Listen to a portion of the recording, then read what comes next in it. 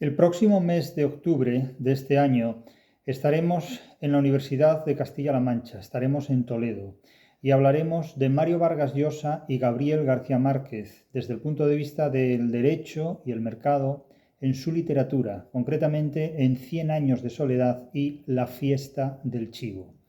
La fecha se anunciará oportunamente, pero con toda probabilidad será en octubre, en la Facultad de Ciencias Jurídicas y Sociales de Toledo, en un acto académico promovido, organizado por el área de Derecho Mercantil y por la profesora María Cristina Escribano Gámir. Allí hablaremos, insisto, de Mario Vargas Llosa y de Gabriel García Márquez, dos escritores muy próximos en el tiempo, pero muy diferentes en cuanto a su forma de ver la literatura y también respecto a su forma de interpretar el mercado, el dinero y el derecho, solo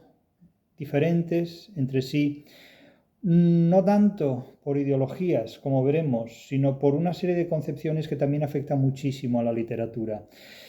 Gabriel García Márquez es un escritor que combina elementos extraordinariamente míticos y legendarios en un contexto donde la realidad impone sus condiciones y exigencias mercantiles y también jurídicas. Sin embargo, Mario Vargas Llosa es algo muy diferente a Gabriel García Márquez. Mario Vargas Llosa representa sobre todo la banda sonora, literariamente hablando, de las democracias liberales, algo de lo que Márquez estaba muy alejado y de lo que, en cierta manera, a mi juicio, ni siquiera era consciente en muchos aspectos. Hablaremos, por tanto, de derecho y de mercado, en los términos que la literatura los objetiva y los desarrolla en dos novelas tan extraordinariamente diferentes como es 100 años de soledad